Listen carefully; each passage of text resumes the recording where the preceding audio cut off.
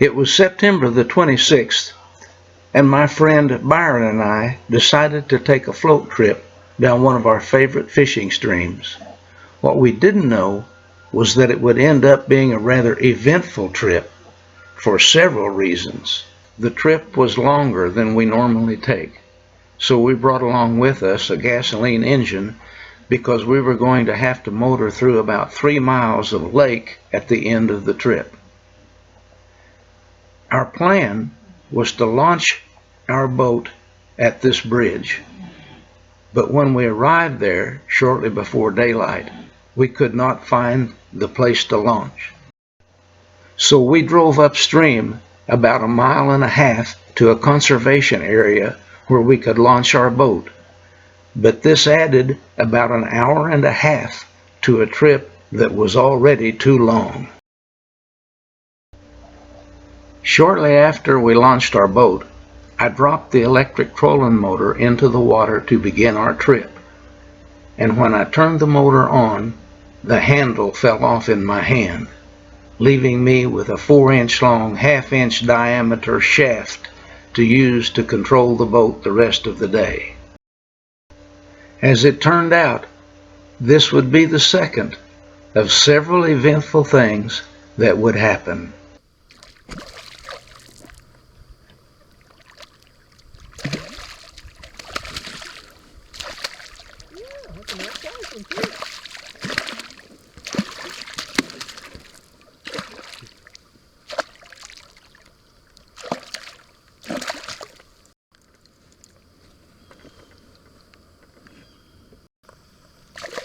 Uh-oh.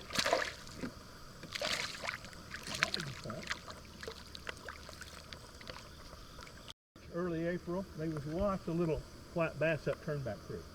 Lots of little.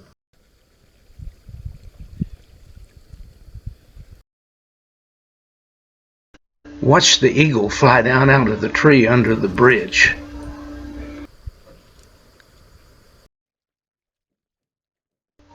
We were still watching the eagle when we happened to notice some deer were crossing the river in front of us.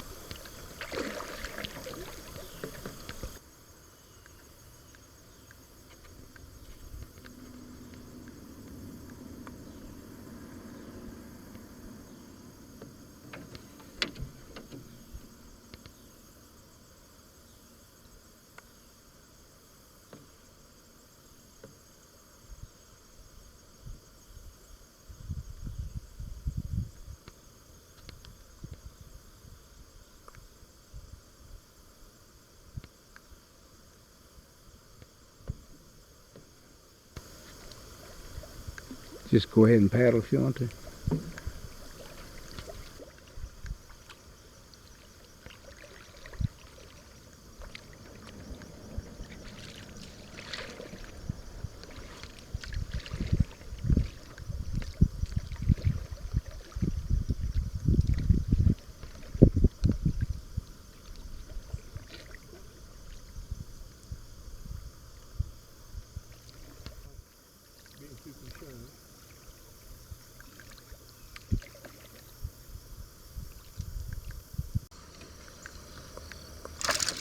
Yeah, that's what we're looking for right there. Right there.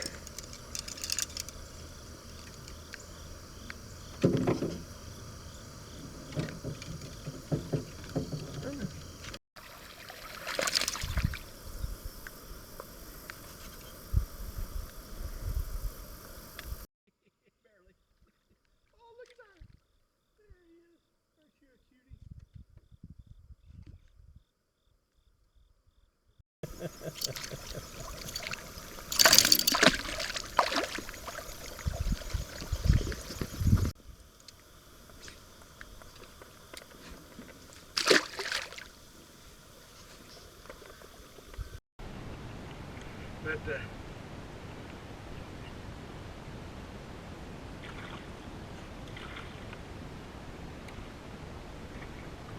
you may have noticed I like to play with them.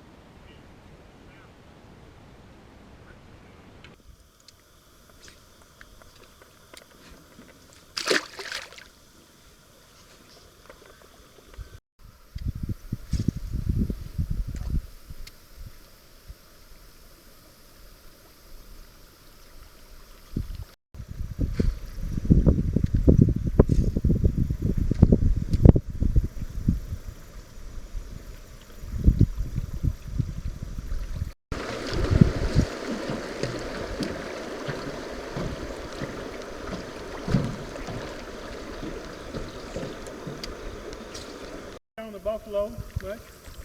No, never been on it. Well, it's got a lot of fish. I've not been on it lately. I floated Crooked Creek the last couple of years, and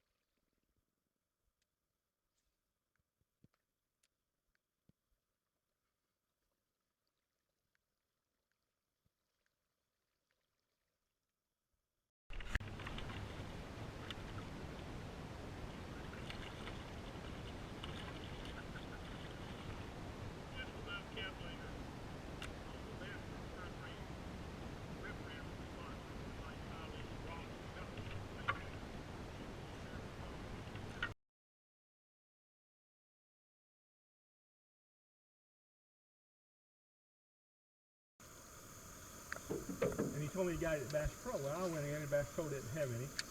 Storm.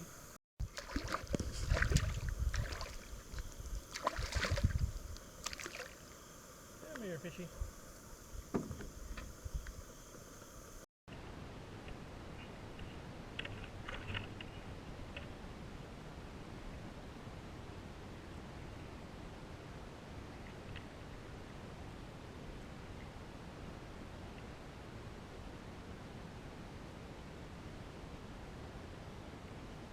That's what I'm fishing.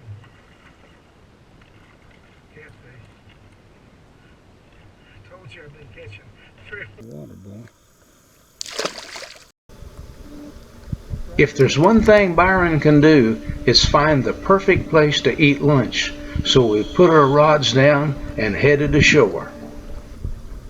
I hope that's gravel bar and not mud. Yeah, it is gravel bar.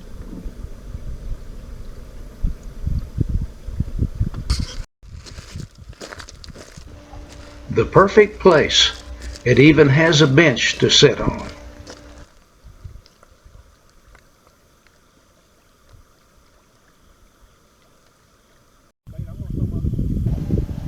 If you knew exactly where to look, you can get a glimpse of the eagle that flew across the stream in front of us. There we go. Very nice fish. You got spots on him. Sometimes. Good looking fish.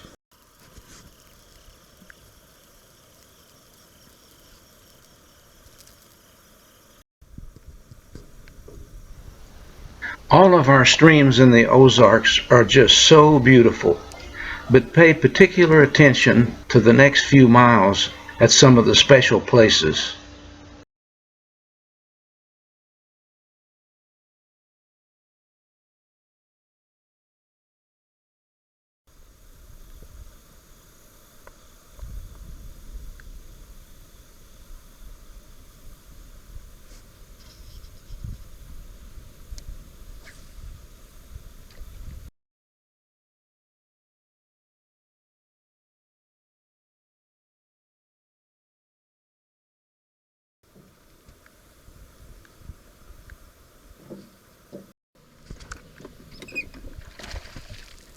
Come on. Nice large one.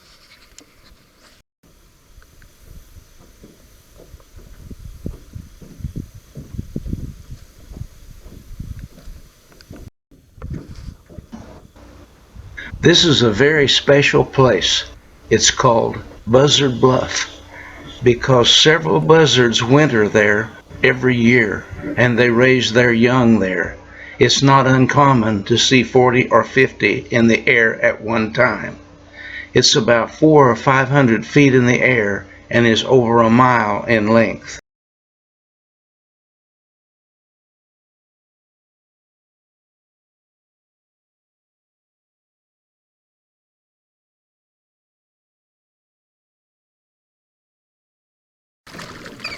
But it's a fish. Well, it's a shad.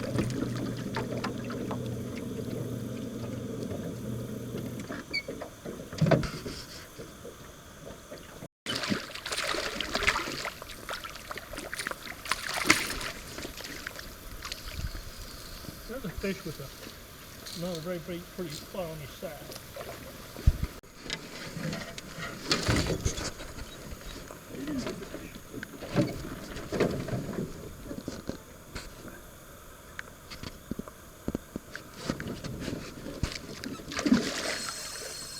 Must be a carp. It's big. Must be a big wiper. It don't act just like one. It's big. It might be. Might be a striper.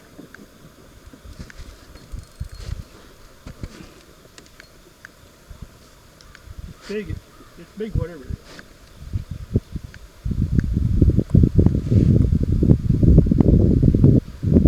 Just hope the boat stays out here in the good position it's in, out away from any obstructions. It's a big fish. Man, that looked like a beaver hit your lure, you know it?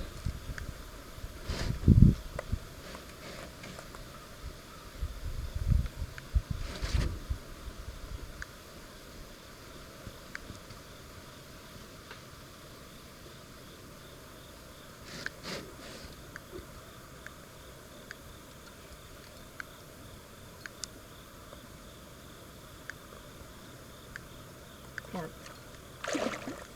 Big old carp. Break it? But it's big. Oh, you still got it, okay. I'm going to pull you out from the bank ways.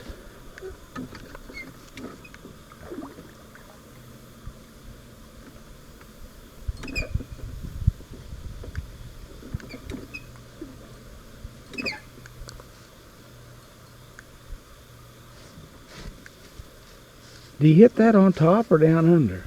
Oh, it had just got to the water. Look there. Oh my Lord.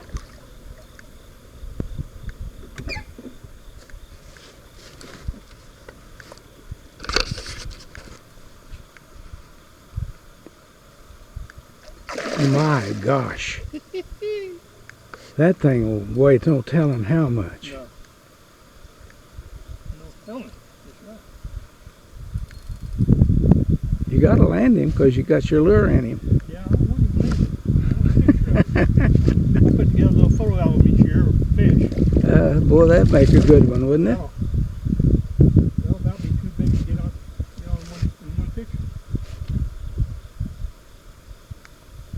That's the biggest fish I've had on since I caught a Striper? spoonbill on a fishing for goggle eye on a little crystal tail grub on the James one day. I forget how long that spoonbill was. 50, 40, 48, 46, 50 inches, I don't remember.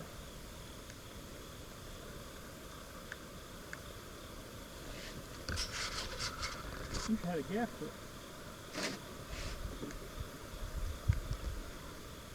Oh.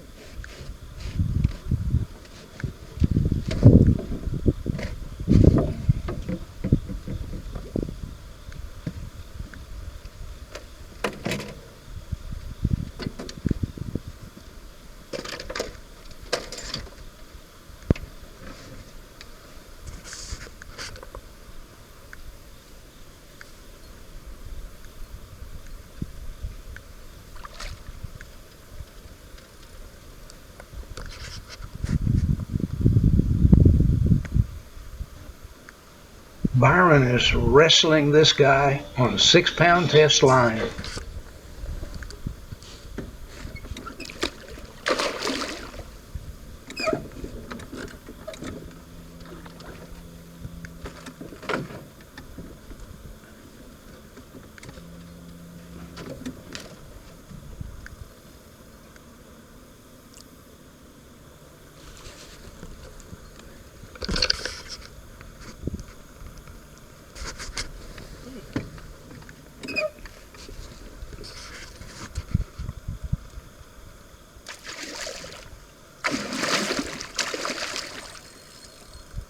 Stay away from the trolling motor. I'll meet you back there.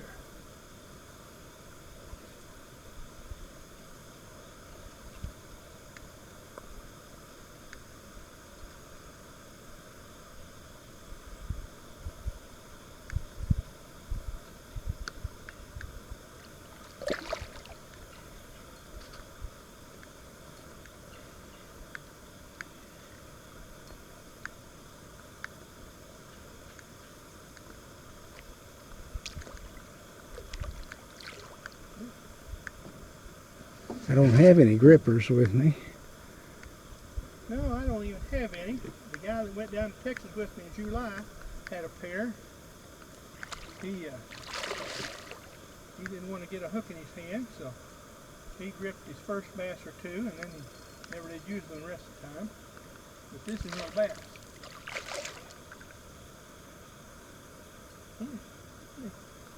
Bring your big old self right over here.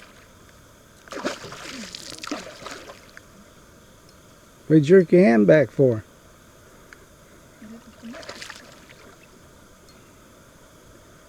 I've had more hooks in my hands the last 5 years than my whole life, and I don't want any more. This silly smallmouth like to flop.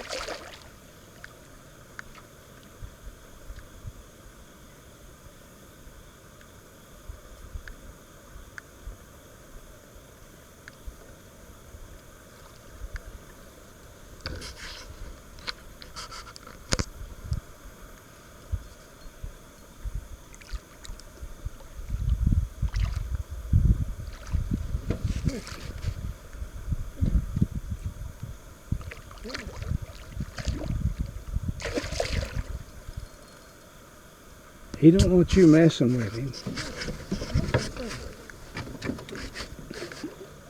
He doesn't realize the sooner I get him in the boat, the sooner he can get back to swimming around peacefully on his own. Happy with life.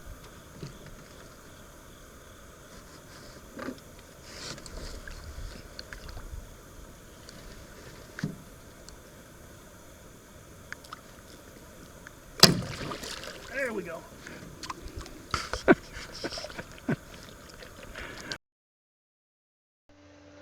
According to the timer on my camera, Byron fought that big fish for over 10 minutes.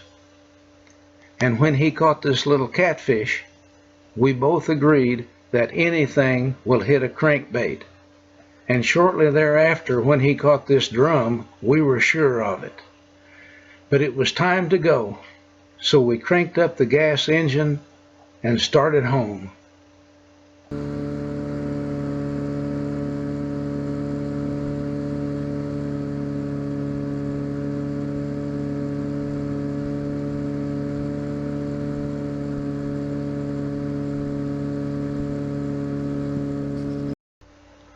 After we had gone maybe a half a mile or so, without warning, our little motor stopped running and smoke began coming out from the sides of it.